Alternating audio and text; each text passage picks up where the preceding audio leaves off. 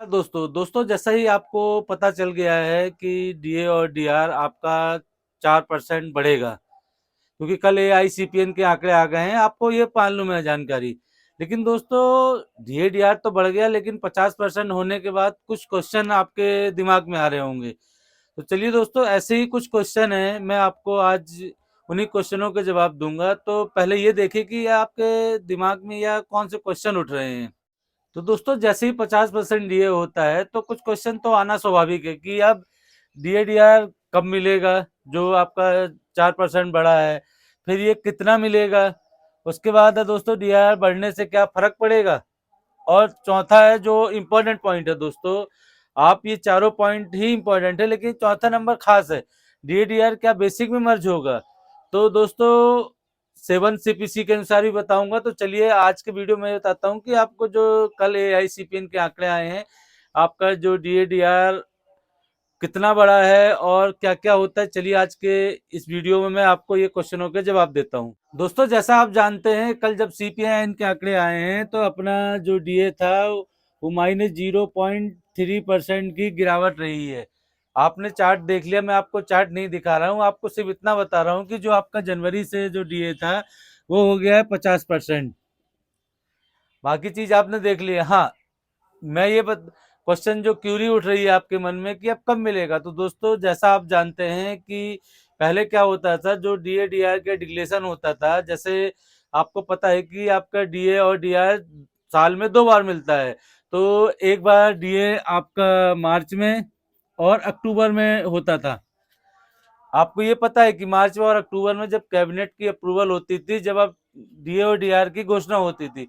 लेकिन दोस्तों यह चुनावी साल है, आपको पता है कि आपके मई 2024 में लोकसभा के इलेक्शन है। तो दोस्तों 2013 में, मैं आपको दोस्तों 2013 का बता रहा हूँ, जब लोकसभा के इलेक्शन थे, तो आपको फरवरी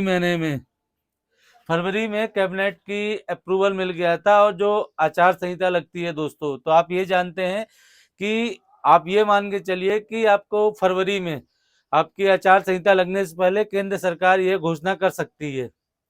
तो आई होप दोस्तों कि अब आप समझ गए होंगे कि आपको डीए और डीआर कब मिलेगा।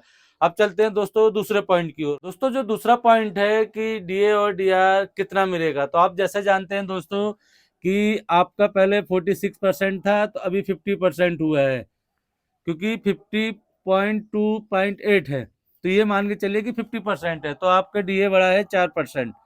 अब आप अपने बेसिक से कैलकुलेट कर सकते हैं, सिंपल तरीका है दोस्तों। मैं एक एग्जांपल के तौर पे एक बेसिक ले रहा हूँ, ये 21,782 है। अब डीए 4% है और 100, तो ये आपका दोस्तों आता है 871 रुपये पर मंथ।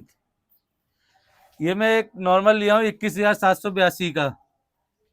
अब दोस्तों इस पे भी आपको अगर कंफ्यूजन है, आप समझ नहीं पा रहे हैं, तो आप अपना बेसिक करके 4% के हिसाब से निकाल सकते हैं। हाँ, इसमें एक चीज और है दोस्तों कि जो आपको अगर ये फरवरी में डिक्लेयर होता है चुनाव के कारण, तो आपको 1 मंथ का एरियर मिलेगा और फरवरी की जो पेंशन आएगी उसके साथ ही 4% बढ़ के मिलेगा। ये हो गया दोस्तों जो आपका दूसरा क्वेश्चन था कि कितना मिलेगा। अब चलते हैं दोस्तों तीसरे क्वेश्चन की ओर। क्वेश्चन है कि डीए डीआर बढ़ने से क्या फर्क पड़ेगा। दोस्तों बहुत फर्क पड़ता है। आप इस महंगाई के दौर में आप ये सोचिए कि अगर आपको महंगाई राहत दी जा रही है, तो आप ये जानते हैं कि फर्क तो पड़ना ही है, क्योंकि अगर आप ये मान के चलिए कि अगर आपको 4% भी महंगाई बढ़ रही है, तो आपके बेसिक में तो इम्प्रूव हो रहा है, तो फर्क पड़ता है। हाँ, बेसिक में भी इम्प्रूव होगा आपका, बेसिक भी चेंज। बेसिक में जो डीए मिलता है, आपको पहले 46% मिल रहा था, अब 50% मिलने लगेगा। तो आपका बेसिक तो नहीं चेंज होगा, लेकिन बेसिक के ऊपर जो महंगाई भत्ता है, जैसे आप जानते हैं दोस्तों कि डीए और डीआर, अभी आप बीच में कंफ्यूज ना होइए, मैं हर चीज में ये बोल रहा हूँ डीए और डीआर। तो मैं आपको ये बता दूं कि जो सर्विस वाले रहते हैं, और उनको जैसे सर्विस में आर्मी में हो गए, रेलवे में हो गए, जैसे सेंट्रल गवर्नमेंट के जो भी हैं, आप ये ध्यान रखिए, डीए उनको कहा जाता है डिफेंस अलाउंस, और ये पेंशनरों को है। तो मैंने बीच में ये कवर कर दिया कि आप वीडियो देखते देखते कंफ्यूज ना हो, इसलिए बता दिया कि ये डियरनेस अलाउंस होता है और ये डियरनेस रिलीफ होता है जो पेंशनरों को दिया जाता है। हाँ, जो फर्क पड़ना है दोस्तों, आपकी बेसिक चेंज होगी, आपके रहन सहन और डेली यूजेस में बहुत फर्क पड़ता है। अब दोस्तों चलते हैं, जो चौथा पॉइंट है इम्पोर्टेंट है, लेकिन वो चुनाव से भी संबंधित है और आज के परिवेश के अनुसार। दोस्तों चौथा पॉइंट है डीएडीआर क्या बेसिक में मर्ज होगा।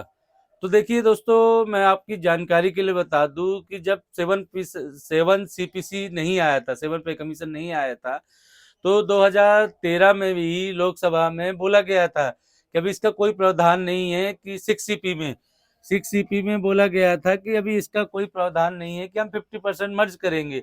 लेकिन दोस्तों 7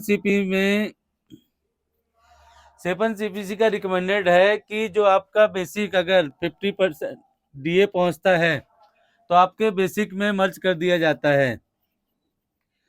आप ये जानते हैं कि दोस्तों अगर आपका डीए 50% हो गया है, डीए और डीआर, तो ये आपके बेसिक में मर्ज होगा।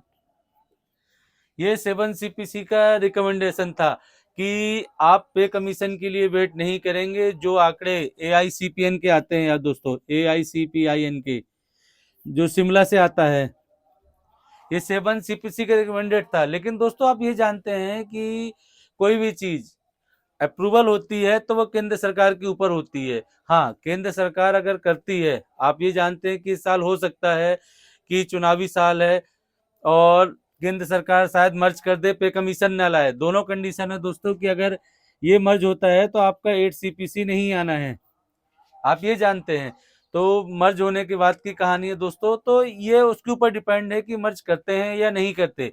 अब दोस्तों एक चीज और भी है कि अगर आपका मर्ज होता है तो कितना बढ़ेगा, क्या है। तो एक नॉर्मल एग्जांपल के लिए दोस्तों, आप जानते हैं कि अगर आपका बेसिक 18,000 रुपये है तो इसमें 9,000 प्लस हो जाएगा, क्योंकि ये तो 50% डीए हो गया।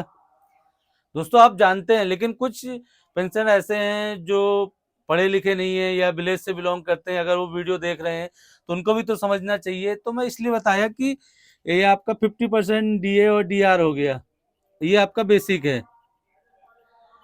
तो दोस्तों अगर इन दोनों को प्लस करोगे तो आपका बेसिक हो जाएगा 27,000 रुपये। ये एक्चुअल रूल है। और देखिए दोस्तों, अब होता क्या है, अब डिपेंड तो केंद्र सरकार के ऊपर करता है कि क्या वो मर्ज करते हैं या नहीं करते। अब दोस्तों जो डीएडीआर का कल AICPN के आंकड़े आए थे तो आप सभी समझ गए होंगे। हाँ, कुछ कंफ्यूजन है तो आप वीडियो के नीचे कमेंट्स कीजिए, मैं रिप्लाई देने की कोशिश करूंगा। मिलते हैं एक नए वीडियो में। नमस्कार दोस्तों।